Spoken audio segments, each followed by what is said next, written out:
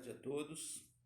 Com prazer e alegria estamos aqui mais uma vez para compartilhar um pouco da palavra de Deus.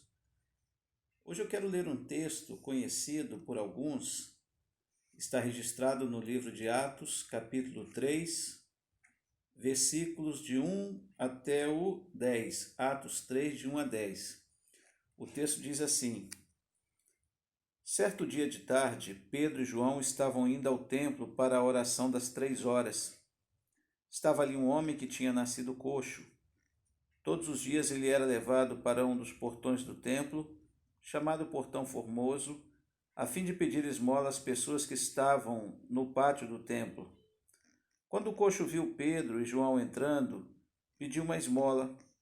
Eles olharam firmemente para ele e Pedro disse: Olha para nós. O homem olhou para eles, esperando receber alguma coisa. Então Pedro disse: Não tenho nenhum dinheiro, mas o que tenho lhe dou. Pelo poder do nome de Jesus Cristo de Nazaré, levante-se e ande. Em seguida, Pedro pegou a mão direita do homem e o ajudou a se levantar. No mesmo instante, os pés e os tornozelos dele ficaram firmes. Então ele deu um pulo, ficou de pé e começou a andar. Depois entrou no pátio do templo com eles, andando, pulando e agradecendo a Deus. Toda a multidão viu o homem pulando e louvando a Deus. Quando perceberam que aquele era o mendigo, que ficava sentado perto do portão formoso do templo, ficaram admirados e espantados com o que havia acontecido. Esse texto fala sobre a cura de um coxo, de um homem aleijado ou deficiente, conforme alguns prefiram chamar ou usar qualquer outro texto. A Bíblia não diz o dia, mas a Bíblia diz a hora. Um determinado dia, Pedro e João, dois apóstolos, após a morte e ressurreição de Cristo, foram até o templo orar às 15 horas. Normalmente, às 15 horas, era a hora que se fazia o sacrifício no templo. E nessa hora, 15 horas, o povo ia ao templo para se reunir em oração. Em alguns textos bíblicos, em algumas Bíblias, a versão diz a 9ª do dia, pois para o judeu o dia começava a ser contado a partir das 6 horas da manhã, logo a 9ª hora batia com as 15 horas. Então, às 15 horas havia um encontro no templo para a oração, para a entrega do sacrifício e para o sacrifício propriamente dito, onde o sacerdote, o sumo sacerdote, acendia o incenso, e ali eram feitas preces, orações pelos que estavam presentes, e bênçãos eram proferidas, e havia uma reunião de clamor e busca a Deus nesse momento, e até de gratidão. Então, nesse momento, dois apóstolos, discípulos de Cristo, estavam indo ao templo, e quando chegaram ali, se depararam com uma cena que já era comum, porque a Bíblia diz que havia um homem que era coxo de nascença e todos os dias pessoas o levavam e colocavam no portão do templo para pedir esmola. Então isso já era comum. E aí eu quero destacar para você, querido, a importância de estar indo ao templo, à casa de Deus. Eu sei que hoje há pessoas que defendem uma corrente que você pode estar com Deus em qualquer lugar, pode adorar a Deus em qualquer lugar, porque Deus está em toda parte. Eu também creio nisso. O nosso Deus é onipresente, é onisciente, é onipotente. Ele realmente pode estar em todos os lugares, em toda a parte. E eu posso adorá-lo e sentir a presença dele. Mas a pergunta é, por que é que Jesus instituiu uma igreja? Por que é que as pessoas iam ao templo orar? Eu digo para você porque o princípio da igreja é o princípio da comunhão. As pessoas precisam se encontrar, manter comunhão, manter unidade. Nós somos seres sociais e Deus nos criou assim. Quando Deus criou o primeiro ser humano, ele disse: não é bom que o homem fique sozinho, não é bom que o homem esteja só. Farei para ele uma ajudadora que lhe corresponda.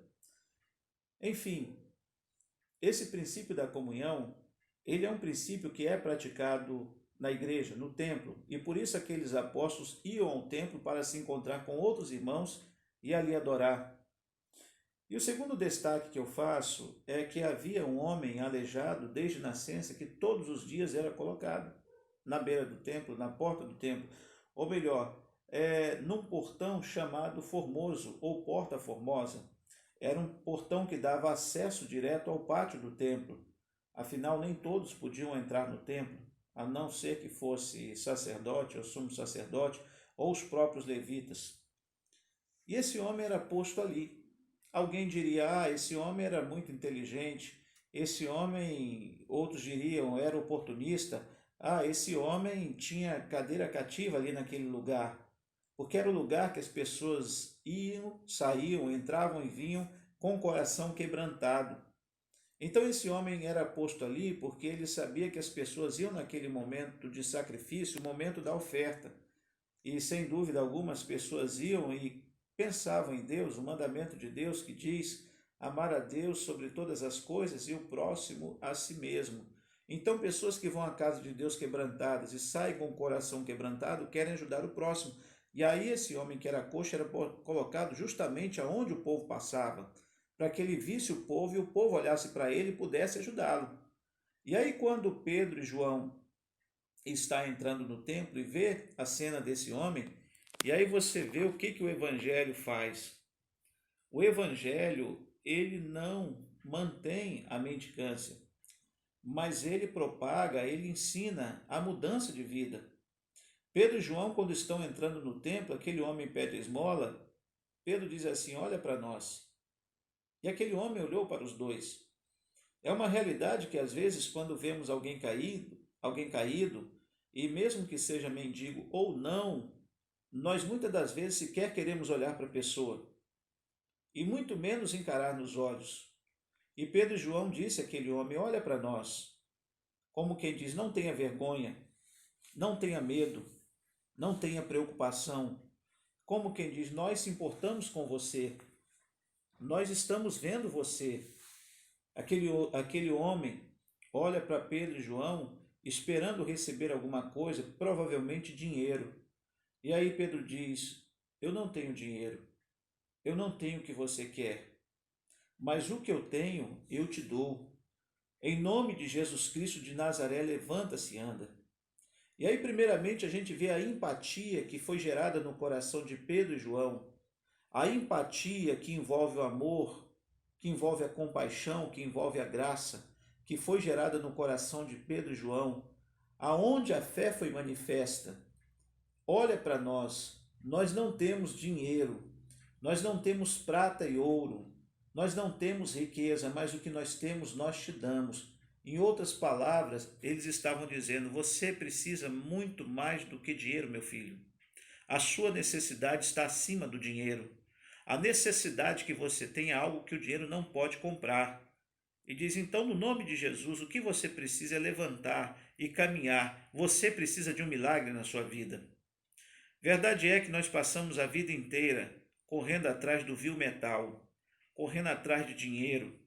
E aí nos sacrificamos a nossa família, a nossa saúde, a nossa vida.